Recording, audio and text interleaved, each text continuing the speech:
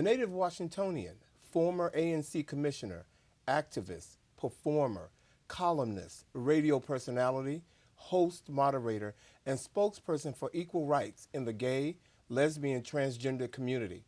I am honored to have on We Speak One-on-One the incredible Racine Pendarvis. Thank you for being here, Racine. Thank you. Thank you for having me. It is my pleasure to have you here.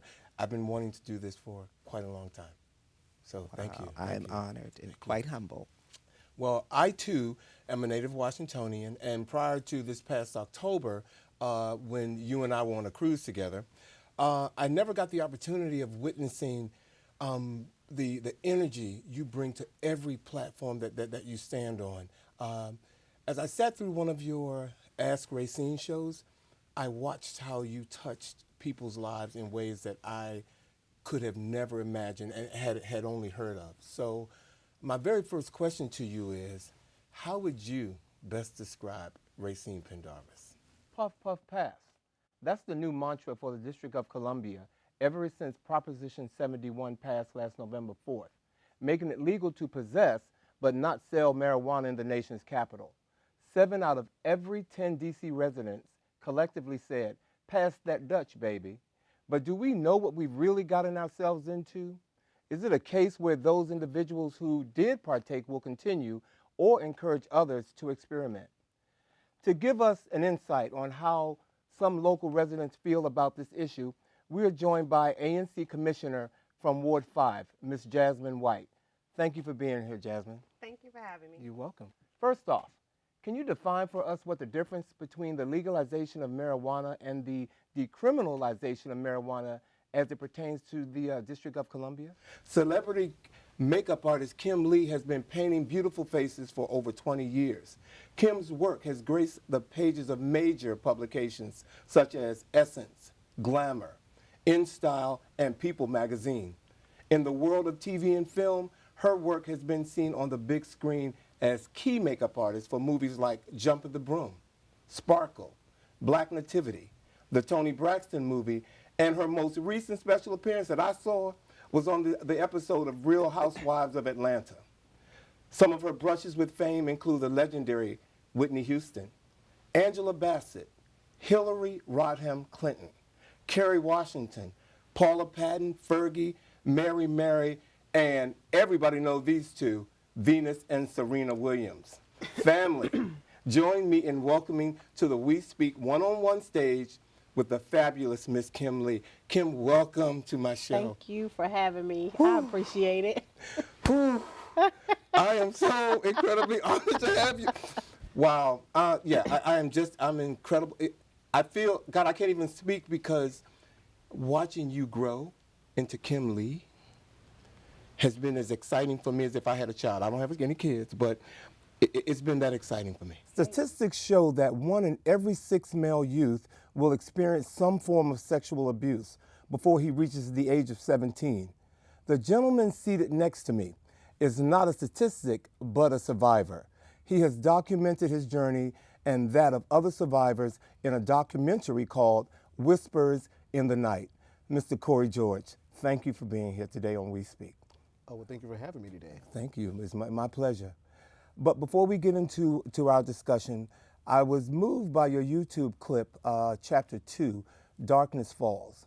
And I wanted to say personally how brave I think you are and how much I applaud you for sharing a vehicle that expresses a topic that so many young men carry with them their entire lives without sharing.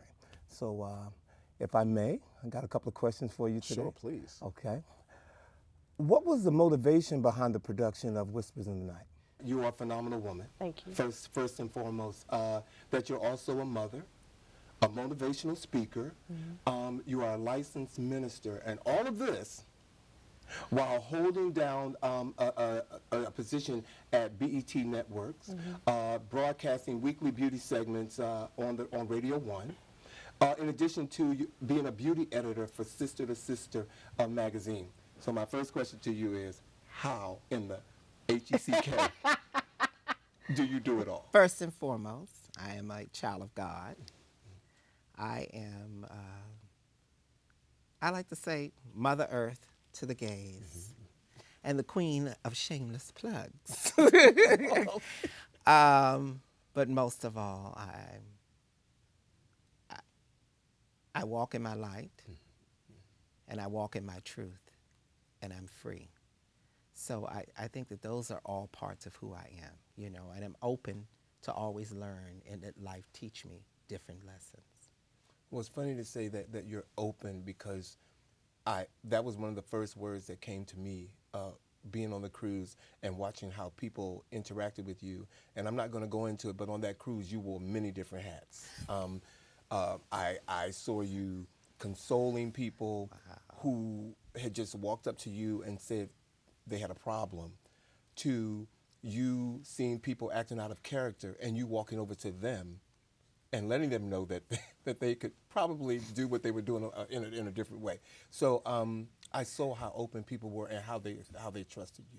Wow, that's a blessing. I think when you're in tune with who you are and whose you are, and understanding that it is bigger than you, and when you walk in your light and you walk in your truth and you're open to spirit, you're open to help people, and you see when people are having problems. You could see people when they're going through things, and you can see if it is some form of mental health issue, Right. or surrounding addiction, or if they're acting out just for attention, or if they just need a hug, or just need to say it's gonna be all right. Right. So I think the goal of Initiative 71 was to remove criminal penalties from the possession of marijuana, because it is essentially a victimless crime. So for an adult who is 21 or over to possess up to 2 ounces of marijuana theoretically hurts no one. And so I think that making sure that we are not penalizing people for crimes where there are essentially no victims is something that the district government has to consider. It really does not do us any good to have people locked up in jail for smoking weed. So there's so many other penalties that come with that. So we have young adults that might have a felony. As a result of those felonies, they're not allowed to apply for certain jobs. They're not allowed to apply for student loans. So I think that making sure that it is decriminalized so that people do not have to worry about those penalties is really important, and I think it was a very brave move by the DC City Council. Wow. Wow. Thank you. I understand that you recently attended a meeting with some of the residents from your ward. What was their take on this situation? So in Ward 5, we have a lot of seniors. Or so we have an older community of people who have a certain association with the use of drugs. And I think that obviously there's a negative connotation to that, and people think drugs, they think crime. And when it comes to marijuana, I think that research has proven that there is no real connection between the underhanded drug world and smoking or possessing marijuana. So a lot of the residents were concerned that people are going to be smoking outside. They're going to have to walk through clouds of smoke when they get home. And so I think that we have to think about this like prohibition. So at one point in time in this country, alcohol was totally illegal. Right, And so regulation had to be put in place so that responsible adults could consume alcohol and use it recreationally. I often pray for balance. God gave us 24 hours in a day, which means that there's enough time to do all the things that you need to do if you keep Him first, and if you prioritize. And so some days you spend more time being mommy, other days you spend more time being a makeup artist. What I've realized is that you can't, be top heavy and just focus on one thing constantly, so that you have to take your life. And I put it, actually, it's so funny. I learned this in college. I was in law school. And so I'm very analytical. So you take your life, you put it in a pie, and you categorize everything. And you got to look at the slices of the pie and say, you know what, which piece am I eating today? And when you see one side of the pie, just about done, and you look at the other side, you're like, I haven't eaten that side. I got to come over here. So I do that all the time, and I see things metaphorically. So for me, I always make sure that I'm balanced, and I don't always get it right. Sometimes things do lack. Sometimes things aren't perfect. But what I have been able to accomplish in my lifetime, I'm pretty, thankful for, and definitely honored. to hold so many different, positions. It all says give back.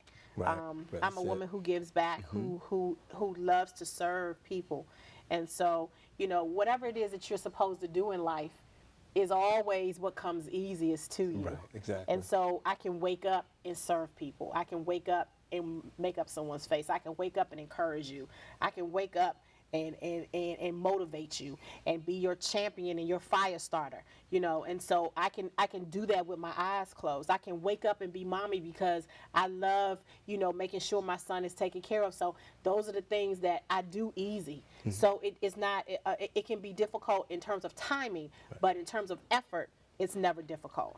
Well, and hearing you say that, something spiritual comes over me, when I hear you talk, especially in that manner. And so in reading about you, one of the things that I read was that you proudly call your makeup case your pulpit. Absolutely. I documented my story, or at least a brief part of it, in my first book, and most of the readers who were males, they all attached to that part of the book, which was not the premise of the book. It was just a part of the book.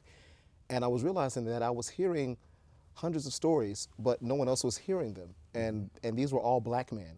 Wow. And I realized that this topic, although I spoke out and I knew a few other people who have spoken out, that this is still a topic that is taboo, and it's not even an individual topic, it's a family topic. It's a societal topic. And especially within the black male community, it has such a ripple effect, not just with the person, but everything that they touch is affected by that adversity. So I felt it was my duty to bring forth not just stories of sadness and pain, but stories of victory, so people who are still silent can see what that looks like on the other side. Okay. Why is it important for us to acknowledge male victims of assault as a part of advocacy efforts? Well, first of all, if you look back, maybe a few years ago, and even now, when you think of sexual assault, I think every person, the first thing that comes to mind is a woman. That is true. That's what we think about. Now, that's not the fact, but that's what we think about based on the way that it's been advocated in the past, and even up until now. It's been kind of recent where it's been kind of slanted towards men, but in my opinion, not as much so, because we are a harder nut to crack because we have so many things fighting against us that it keeps us silent.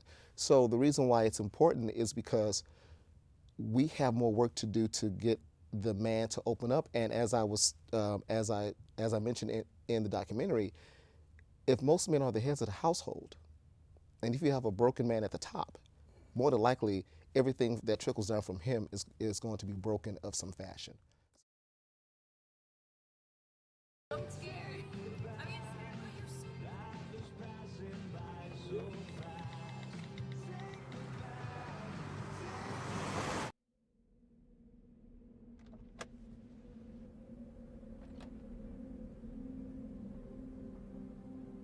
Do you know that you're in my lane? No, not at all. Are you not paying attention? Are you texting? I was just checking in with my mom. I was telling her that I thought we'd be home by 6. It's okay. There's enough time.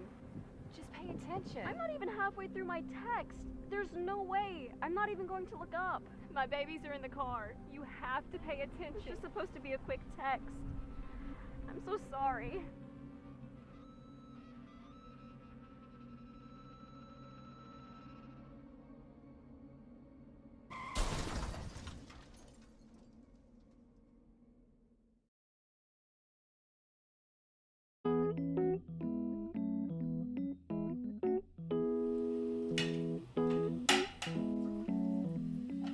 I just washed that.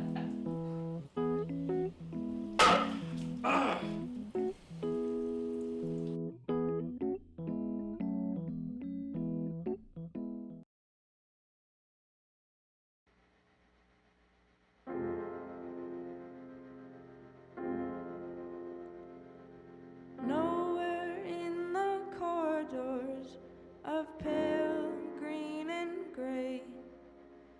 Nowhere in the suburbs, in the cold light of day. There in the midst of it, so alive and alone. Words support like bone, dreaming of Mercy Street, where you're inside out, dreaming of mercy.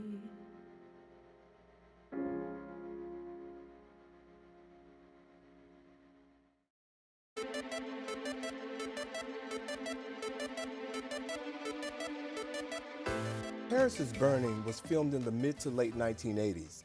It chronicles the ball culture and the African American, Latino, gay, and transgender communities involved in it.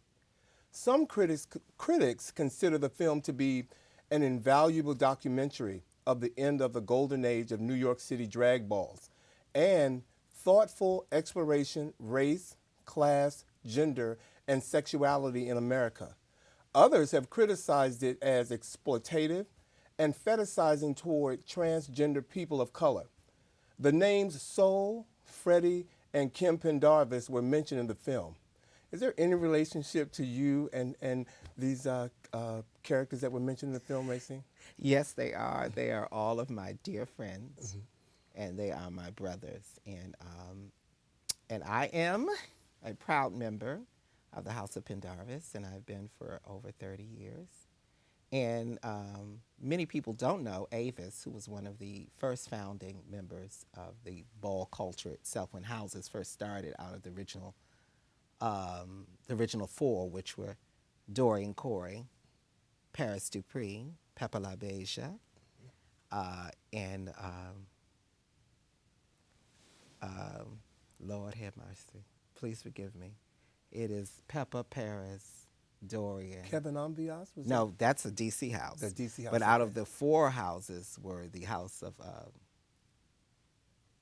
give me a minute. Can y'all? Well, why are you saying that? Because my mind is gone blank for a second. It's okay because first of all, when I thought about asking you something about the balls and that particular question and your name being mentioned in it, there's a lot of people who are watching that don't know enough about the balls to know how it helped to shape gay culture, Right. or the impact that it had on gay culture. So I wanted to make sure that Good, and I received that. That we got and here they go. Okay. Unfortunately, many of them are not with us anymore. So it's a very emotional when people ask me about that because it was Doreen Corey, Paris Dupree, Avis Pendarvis, and Pepper LaBeija.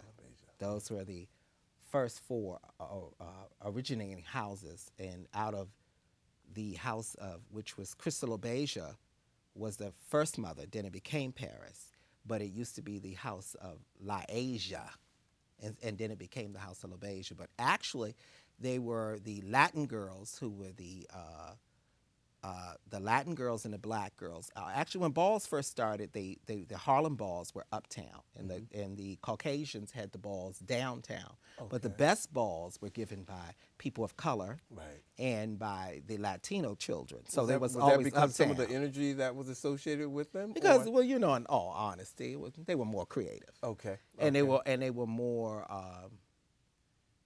innovative in everything that they did.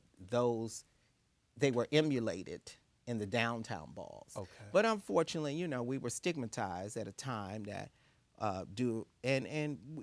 in that time of the early 50s, and talking to many who were part of that community, who are no longer with us, doing racism and sexism, and balls were created out of a need for many people of color and many trans men and women, who created a community and something that they could call their own. Because unfortunately, people of color were not welcome in many places.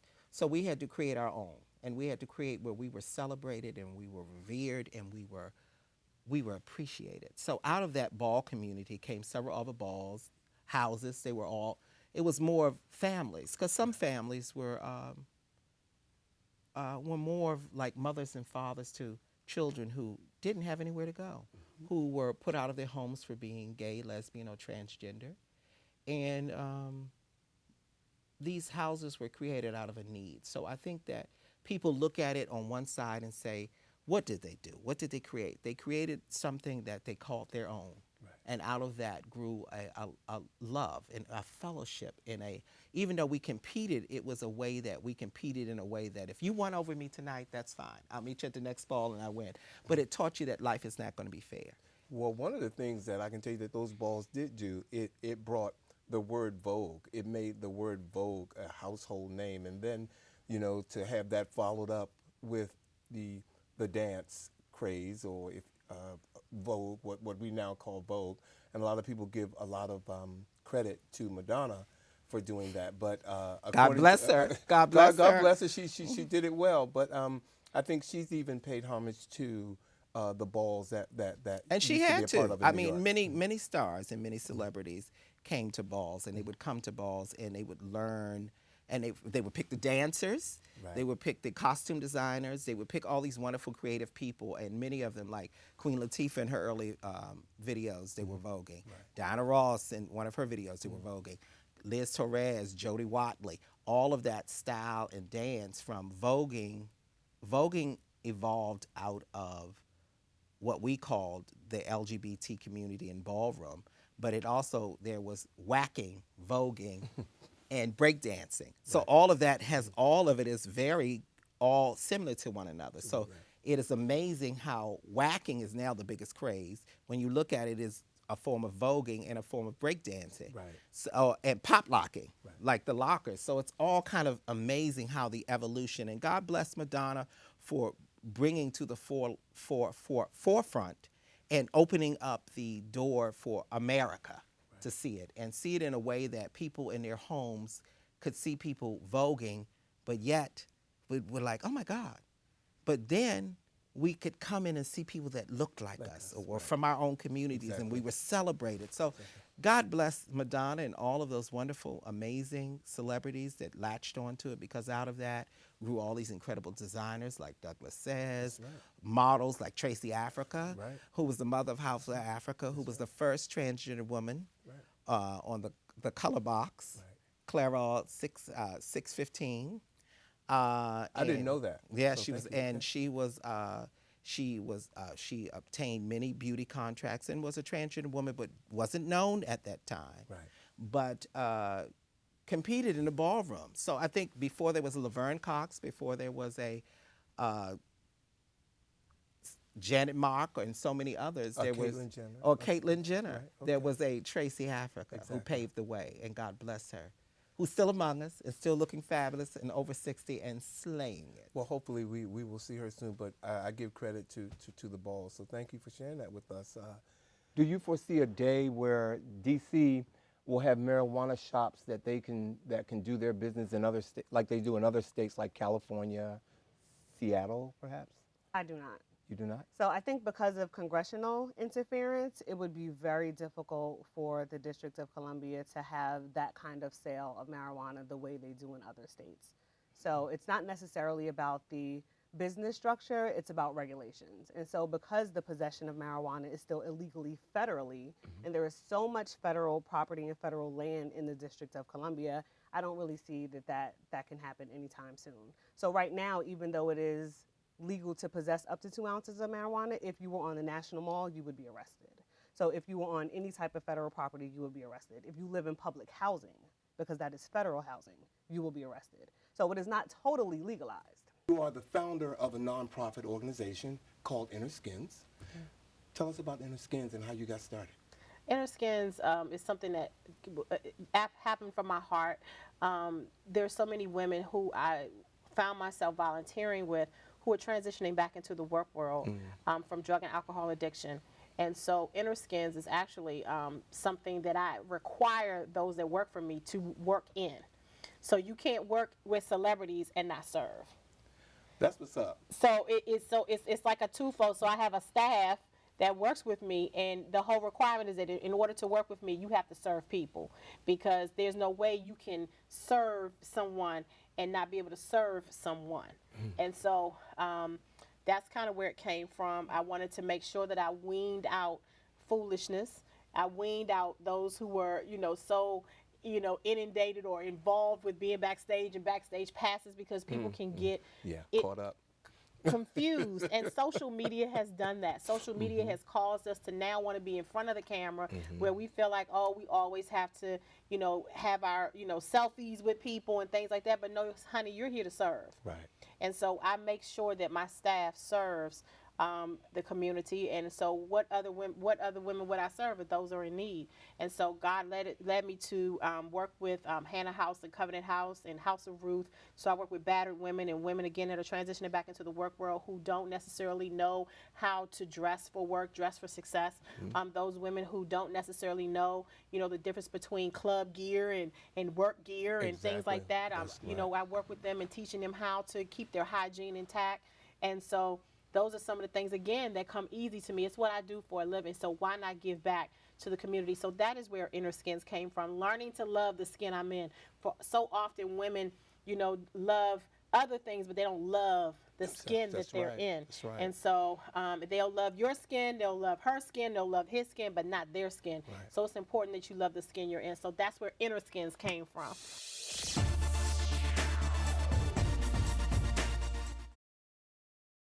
It's on us to stop sexual assault. To get in the way before it happens. To get a friend home safe. And to not blame the victim. It's on us. To look out for each other. To not look the other way. It's on us to stand up. To step in. To take responsibility. It's on us, all of us, to stop sexual assault. Learn how and take the pledge at itsonus.org.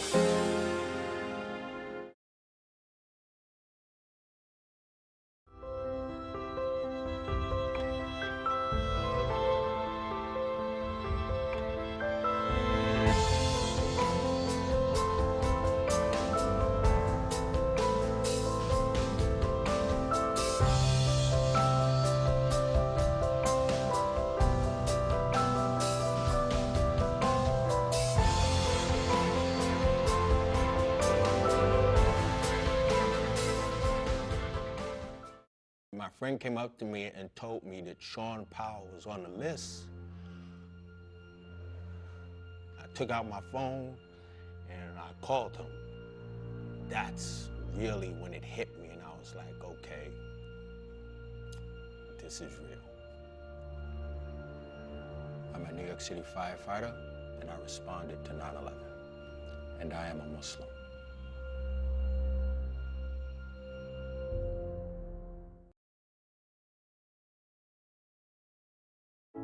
When I was 6, my mom had a stroke.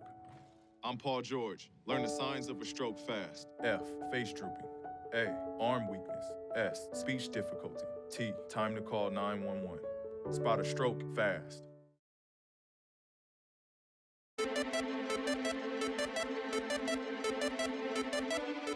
You feel that the resources that are available for victims properly target male victims of sexual assault? I think that the resources are adequate for both sexes, but in the way of targeting, we still have a way to go. We have these vehicles in social media in various forms that we can actually cater. I recently saw a promotional, well, actually, it was a PSA, and it kind of saddened me because it was strictly talking about women. And it made me understand that I still have work to do, and the other champions who I know and who I work with, we still have some work to do. It's getting there slowly, but as long as we're talking about it, someone's listening and they're taking it home, or they're taking it back to their school, or they're taking it back to their social work environment and really focusing on that. Do you feel that talking about sexual assault makes people uncomfortable? Definitely, but that's why you have to. Okay. If it's comfortable, then it doesn't get as excavated because it's comfortable. So you talk about it and you move on. But because in most cases, the sad part is because the damage is so severe that it's an uncomfortable topic because no one really knows because we're silent. That's the whole part of this, is that although it's 1 in 6 men who actually are a victim, how many of those are actually speaking and seeking the help that they need? Okay. So that's why it's a difficult topic because we're not taught to talk about these things. Men are not taught naturally to be as emotionally expressive. So once we reverse that and we start in the home, because we learn how to be expressive by how we're raised. That's true. Okay. So that's where it starts. So, Ms. White, off the record, where exactly do you stand on this issue? Can't you tell?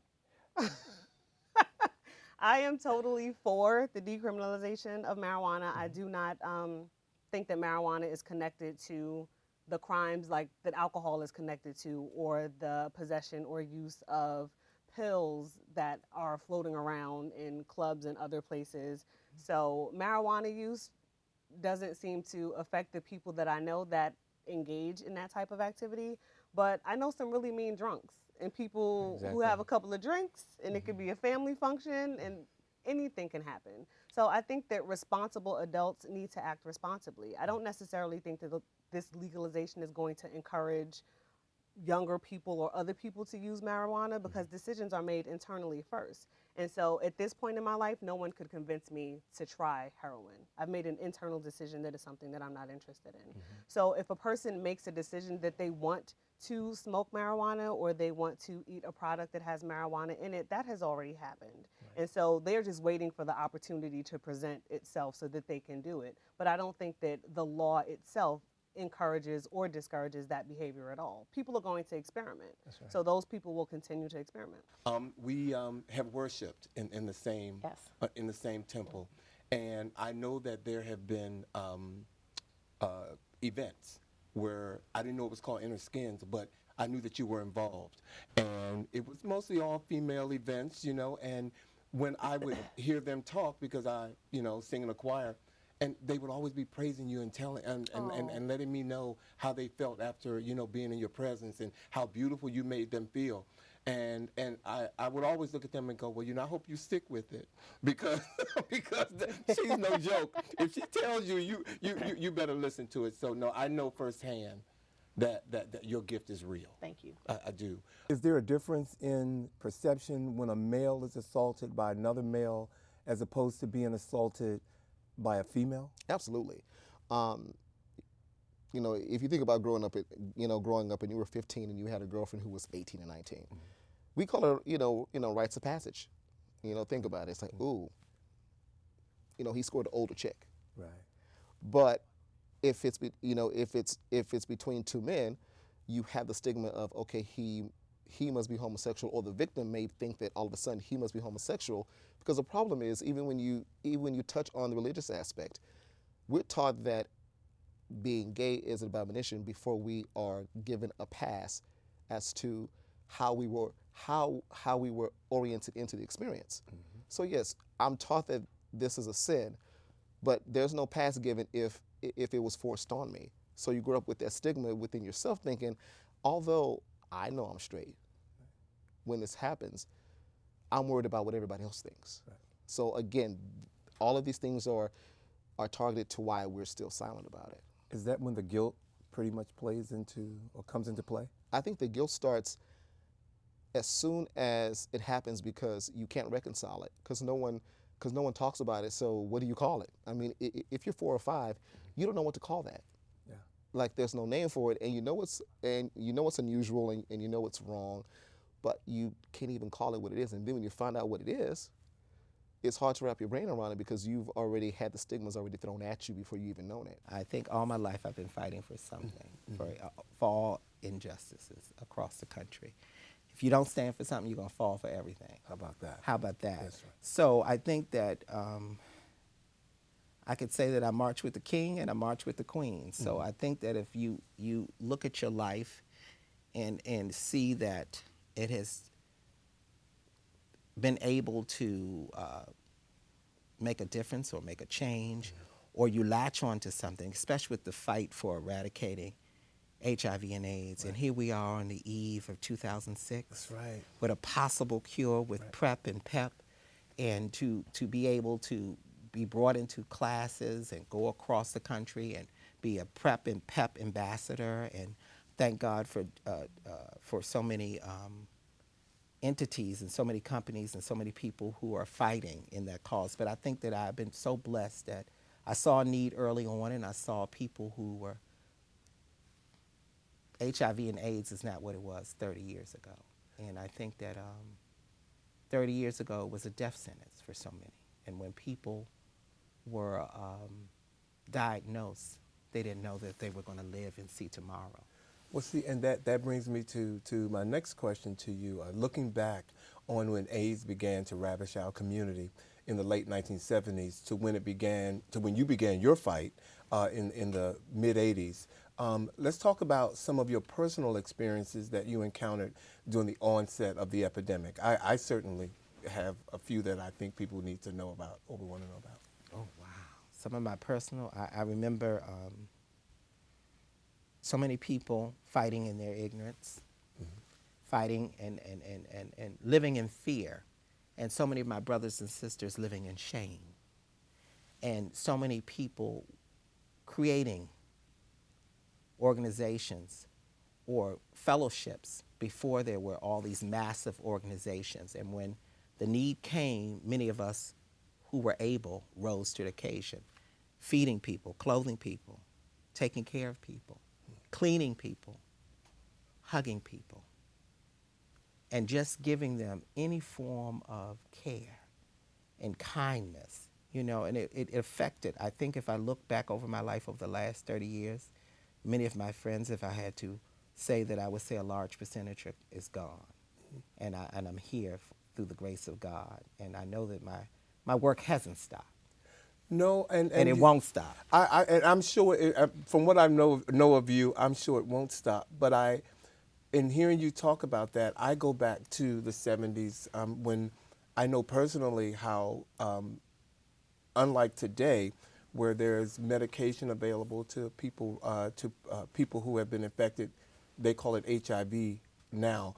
But when it first came on the scene, it was AIDS. I could be talking to someone on a Tuesday, and Thursday they would be gone, and there would be no HIV. They would have AIDS. And so, looking at our community now, who have the mindset that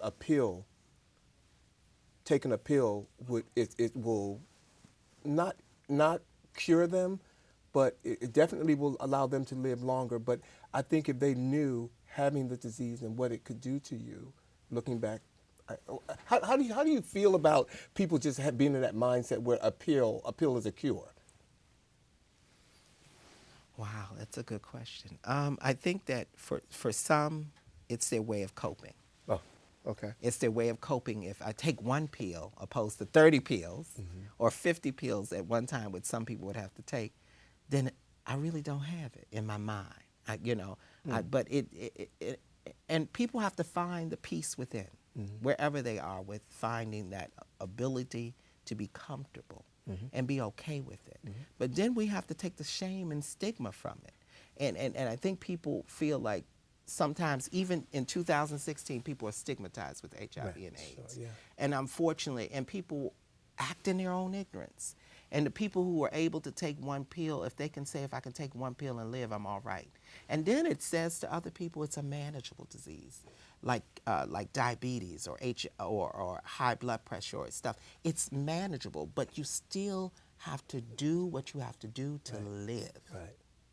And people have to get that. It's changing the mindsets and talking to people and saying, yes, you can take one pill, but let me tell you about taking care of yourself, mind, body, and spirit. Right.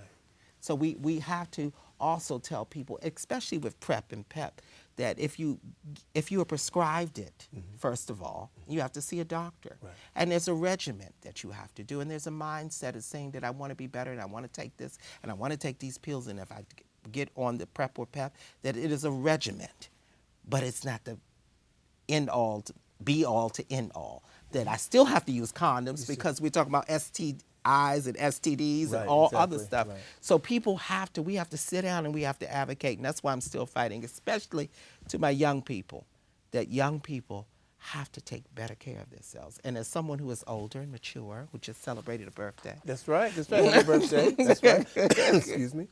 That I have to, it will be a dishonor to all of those whose lives who were taken, that if I don't raise my voice in any kind of way and tell people that you have to be better, you have to do better, and you have to live better. And then I have to learn and sometimes sit back and listen to young people, because young people have a lot to say. So, Kim, when did you come to the realization that you were ready to tackle this makeup and beauty industry on a higher level? So, growing up in the beauty industry, I grew up in a beauty salon. I was a salon baby. I answered the phones and shampooed hair and did all those things. Went to college, got a degree, went to law school, hated it. Came back to the salon one Sunday, and there was a bride there. And my cousin said, Kim, can you put a little makeup on her? And when I put the makeup on her, I remember spinning her around in the chair. And I remember her looking in the mirror, and tears began to fall. Of course, I'm thinking to myself, I ruined it. I hate law school. I ruined that. I hate this. This face is a mess. I ruined that. But when actually it was the opposite, quite the contrary. She said, I'd never looked more beautiful. Wow. And it was my aha moment. And I said, God, if I can wake up every day and make women cry, then my purpose is complete. And that's when I knew my passion had met my purpose that day. And from that point, you know, I knew that I was going to have to make some serious decisions, which many people are not brave enough to do. To leave law school and to leave I was going to Georgetown, you know, so to leave Georgetown and make that decision to pursue makeup is in a whole nother world. Was very difficult for me. I was ridiculed. I was, you know, talked about. My family was very disappointed because their point was, Kim, you've always been extremely smart, very career oriented. Why would you choose makeup? Because then 23, 4 years ago, makeup artists were not a dime a dozen as they are now. That's right. And so to do that, it took a lot of courage, and it was courage I didn't even know I had. Wow. It was guts I didn't even know was inside of me. And so in doing that, I was very scared. I felt like I was in the water, swimming, and I couldn't see the shore. And you don't know which way to go. And you're pedaling, and you're swimming, and you're looking around, and all you can see, as far as your eye can see, is water. Wow. Wow. I like that metaphor. I like that. You know, and so for me, it was one of those things I said, well, God, you just got to be my fins. You're going to have to push me. You're going to have to be the sail behind this wind. You're going to have to push me to shore because I don't see my way. And he did. And I'm thankful because from that point, of course, I started working with you. And I was able to travel around the world and see the beauty of the beauty industry firsthand. I feel like I kind of cheated, and I think that God allowed me to cheat because I trusted him so much.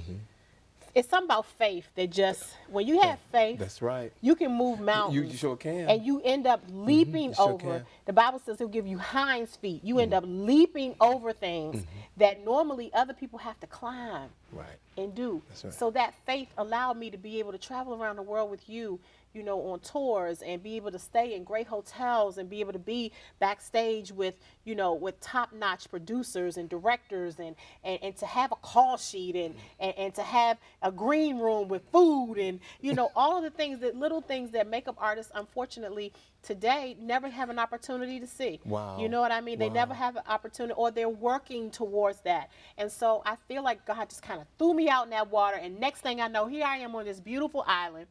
And I am literally taking in all of the perks that come with the island. I got the sun, I got the palm trees, I got all this stuff, you know, just all at once. And I'm just so thankful for that because it's that whole faith thing. And then from after that, I started working at BET. So it was like I never really worked my way up. It was like that moment when she cried.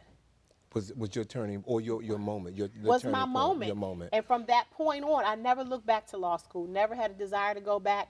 Couldn't even tell you anything about civil procedures. Couldn't care less about anybody doing, you know, clerkships. My friends now who are practicing attorneys wish they were doing makeup. Trust me. They always say, Kim, your life is much more interesting than mine. And although I respect them and love them for what they do, we do need people to represent us in the law and on the legal field. Unfortunately, I just wasn't that person. Please share some of the responses that have helped to validate the importance of this project? I've had people on Facebook write to me while they're crying and watching it and telling me, if only I had seen this, 15 years ago, if only I had seen this 12 years ago, and my advice is, but you see it now. And these are men who some may see as overachievers. As we had the conversation earlier off screen, these are high functioning men. But sometimes the reason why they're high functioning is to balance the low functioning emotion that comes from that process. So it's been overwhelming responses, but they're all along the same lines of thank you for sharing this story because you spoke my story. And that was the reason why we had 4 different stories, mine and the other 3 guests. I wanted to paint a picture of the fact that it does not matter what family background you come from. It does not matter what social class you come from, because again, it's about the predator. Right. It's not about the victim. It's a predator who chooses their victims based on their need for satisfaction. What advice would you give someone breaking into the industry business who aspires to achieve the type of success you have? Never give up. I know it seems general. I know it seems cliche, but it's very true. You cannot give up. If one door closes, you need to go into the back to another door. If that door closes, then you need to jump through a window. If the window is locked, then you need to come through the roof like Santa Claus. But whatever you do, go get it. You got to get it. And you can never give up. And I never take no for an answer. And I taught my son that. He's like, Mom, you never give up. He was like, I can't believe you. I said, I am diligent and I am resilient. And if I can't do it, I'll go to sleep on it. And once I get my rest and wake up, God renews my strength and I'm right back at it again until it gets done. So that is the advice that I would give anybody.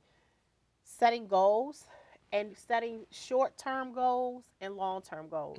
Sometimes when we set long-term goals all the time, like I'm going to be a millionaire. Well, what's wrong with being a thousandaire? Right, right. What's wrong with being a thousandaire and paying your bills on time and just being able to have happiness and sit and have a glass of wine with friends and enjoying life? Because, more money, more problems. Biggie said it right. That's right. That's right. So sometimes people say, oh, I got these big dreams. I'm going to do this and I'm going to do that. And they don't appreciate the small steps. Right. They don't appreciate, family. They don't appreciate relationships. They don't appreciate, taking those small steps. So I always tell people when you're setting goals to celebrate the short goals or the smaller goals or the ones that didn't require. Like, in other words, my goal is to go to the gym this week. Right. That's okay. Right.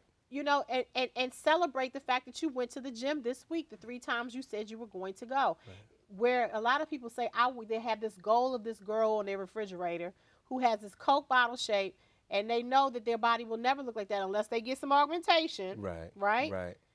But it's okay to say, I'm going to celebrate the fact that I went to the gym today. Right. I'm going to celebrate the fact that I came up with a business name today. I'm going to celebrate the fact that I bought 6 eyeliners today. Your kit eventually will get built. Your clientele will eventually be established. But you got to celebrate and appreciate the short steps or the small goals. And then eventually they turn into those little rocks, those little stepping stones, turn into mountains. You recently produced an empowerment luncheon for women that focused on finding their inner beauty through the eyes of God, which I love the whole concept behind that. Tell us about the event and what it meant for you to serve as a creative force behind it. Let me tell you something. To have those 210 women in that room, when I started planning this, and I don't want to say her name because she's getting ready to perform, but I planned this event with the performer who is performing tonight. And so I'm so honored that I'm here with her and able to share my experience and that she was part of this journey. But being made in God's image, the name of that is Image Women's Ministry. And so being made in his image and living in excellence is our mantra. And so watching the women at my church, and our church is in a small town, about 40 miles outside of D.C., watching them create the ambiance of a 5-star event with just what they had. I prayed about it, and God said, don't seek anyone outside of the church other than your band and your caterer. but let them decorate. Let them do all of the things that are going to create this, because this is going to be good for them. Right. It took a lot of patience, because Alva, we're used to things going chop, chop, chop, chop, chop, chop, chop, bop, bop, bop, bop, bop, bop, bop. And I remember one night being there, and we were in a rehearsal, like a little dress rehearsal, like I was kind of telling them how I wanted things to go, and I was fussing.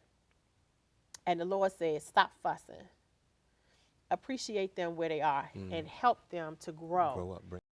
I would like to thank Jasmine White for giving us a look at this issue from the point of view of a political power player. Racine Pendarvis, it has been a true pleasure. Corey George, thank you for giving us your insight. This is going to bring our show to a close, and I kind of don't want to see it end. You are just as beautiful inside as you are outside. Thank you so And much. you know, I again have watched you grow, and I just love every minute of Kim Lee. Can I ask you something before we start? If we make a mistake, do you stop, or something that we said, do you stop? Because some people stop and say, okay, I gotta. Okay. Wait, what? What you say? The answer would be yes. Oh, okay. Gentlemen, thank you very much. Everybody satisfied with that? That was good. Yeah, I was trying to serve this. Honey, serve something else, child. You got you. I wasn't serving the people, honey. I was serving. Can we define? Okay, that's perfect, because I need some water, because these lights have me weak. Can you come to We Speak, please? In 5, 4, 3, 2.